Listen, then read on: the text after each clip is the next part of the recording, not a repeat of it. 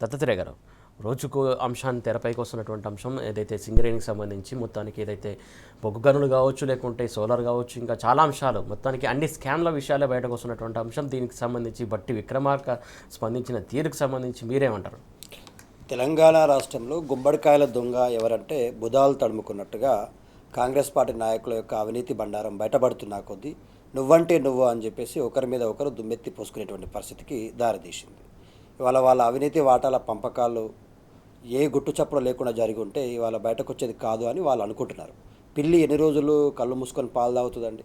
బలమైనటువంటి ప్రతిపక్షంగా ఇవాళ బీఆర్ఎస్ పార్టీ తెలంగాణ ప్రజల పక్షాన ఈ సమాజంలో జరుగుతున్నటువంటి కాంగ్రెస్ పార్టీ అధికారంలోకి వచ్చిన ఈ 2 సంవత్సరాల్లో జరుగుతున్న ప్రతి భూకుంభకోణాలు కావచ్చు, లేకపోతే వాళ్ళు చేస్తున్నటువంటి అవినీతి దందాల వ్యవహారాలు కావచ్చు, తెలంగాణని కంటికి రెప్పలా కాపాడుకుంటూ వాళ్ళు బయటకు తీస్తున్న ప్రతిసారి వాళ్ళు ప్రతిదాడి చేసేటువంటి ప్రయత్నం చేస్తూ ఉన్నారు.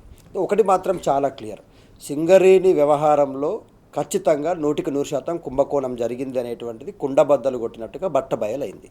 ఇవాళ డిప్యూటీ సీఎంగా ఉన్నటువంటి మల్లుబట్టి విక్రమార్క గారు కావచ్చు, కోమటిరెడ్డి వెంకరెడ్డి గారి బ్రదర్కి సంబంధించినటువంటి అంశం కావచ్చు, ముఖ్యమంత్రి గారు స్వయాన తన సొంత బావమరిది గారికి అప్పచెప్పాలనేటువంటి అంశం కావచ్చు, ఈ ముగ్గురి అంశాల మధ్య ముడిపడ్డున్నటువంటి అంశం ఆధిపత్య పోరులో భాగంగా నాకంటే నాకు అని నైనిక్ బొగ్గు గని కుంభకోణాన్ని బీఆర్ఎస్ పార్టీ చాలా చాకచక్యంగా తెలివిగా లోతైనటువంటి అధ్యయనం చేసి అసలు ఏ స్థాయిలో అవినీతికి పూనుకుంటా ఉన్నారు అనేటువంటి అంశాన్ని బయటబయలు చేయడం వల్ల ఇవాళ అదే బీఆర్ఎస్ పార్టీ నాయకులకు 6 గంటల ముందు ప్రెస్ మీట్ పెట్టి ఆ నైని కుంభకోణం వ్యవహారం మొత్తాన్ని ఒక ఆర్డర్లో ప్రజెంటేషన్ చేసినటువంటి హరీష్ రావు గారికి రాత్రి 7 గంటలకు 8 గంటలకు సిట్ నోటీసులు వెళ్తాయి.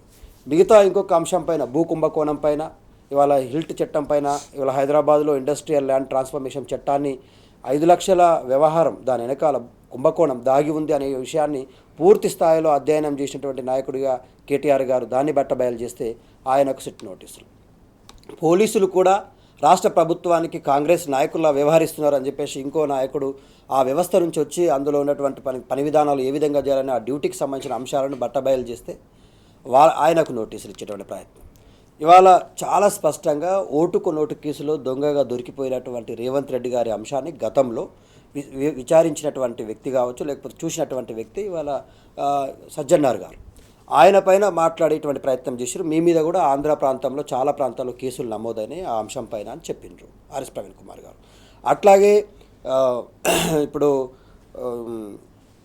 ఈ డీజీపీగా ఉన్నటువంటి శివధర్ రెడ్డి ఆయన నాడు కేసీఆర్ గారి ప్రభుత్వంలో ఇంటెలిజెన్స్ చీఫ్గా వ్యవహరించారు.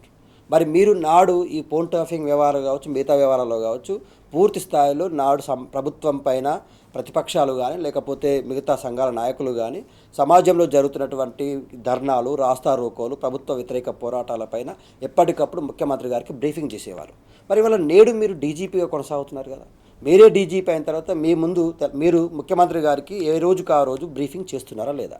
అంటే ఇవన్నీ కూడా కాంగ్రెస్ పార్టీ ఈ 2 సంవత్సరాల అవినీతిలో బంధుప్రీతి, ఆర్థికపరమైన అంశాలు, రాష్ట్రంలో జరుగుతున్నటువంటి పంపకాల అంశాలు, భూ కేటాయింపులు, ఇవన్నింటిలో జరుగుతున్న అవినీతిని ఎప్పటికప్పుడు తెలంగాణ సమాజం ముందుకు తీసుకొస్తున్నటువంటి బీఆర్ఎస్ పార్టీని టార్గెట్గా చేస్తూ ఇవాళ కేంద్రంలో ఉన్నటువంటి మంత్రి కిషన్ రెడ్డి గారు కూడా చాలా స్పష్టంగా ఈ అవినీతిలో తనకు వాటా ఉన్నట్టుగా అంగీకరించినట్టుగానే అనిపిస్తూ ఉంది. ఎందుకంటా ఉన్నామంటే ఇంత పెద్ద ఎత్తున ఈ అవినీతి పైన బీఆర్ఎస్ పార్టీ పోరాటం చేసి మొత్తం అంశాన్ని బట్టబయలు చేసి మనం గుర్తుపెట్టుకోండి, ఒక సింగరేణిలో చాలామందికి ఏమంటే ఒక కోల్ టెండర్ అప్పజెప్పడం అనేటువంటి అంశాన్ని అనుకుంటున్నారు. ఒక్క కోల్ టెండర్ అప్పజెప్పడం కాదండి, ఆ నైని సింగరేణి బొగ్గు గని యొక్క టెండరింగ్ అప్పజెప్పడే అంశంలో సోలార్ ప్లాంట్లకు సంబంధించినటువంటి అవినీతి జరిగింది 500 పైచలకు.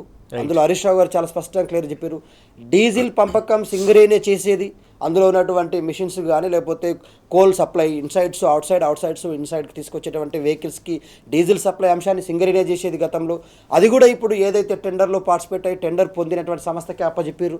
డీజిల్ కుంభకోణానికి నాంది బలికిండ్రు, సోలార్ ప్లాంట్ల కుంభకోణానికి నాంది బలికిండ్రు. ఇవాళ సింగరేణి టెండర్ వ్యవహారం అప్పగింతకే పెద్ద ఎత్తున నాంది బలికిండ్రు. అంటే ఈ పెద్ద అంశంలో దాదాపుగా 1600 నైని కుంభకోణం టెండర్ యొక్క అవినీతి, ఒక 500 సోలార్ ప్లాంట్ల కుంభకోణం, డీజిల్కి సంబంధించినటువంటి 200 కోట్ల కుంభకోణం, ఈ పూర్తి అంశాన్ని బట్టబయలు చేసేసరికి వాళ్ళకి వాళ్ళ డైజెస్ట్ కాక బర్దాష్ గాక ఎట్లా పడితే అట్లా మాట్లాడే ప్రయత్నం చేస్తూ ఉన్నారు. వాళ్ళ మధ్య వాటాల పంపకాల్లో వచ్చినటువంటి లొల్లి ఇవాళ తెలంగాణ సమాజానికి ఆపాదించే ప్రయత్నం చేస్తూ ఉన్నారు.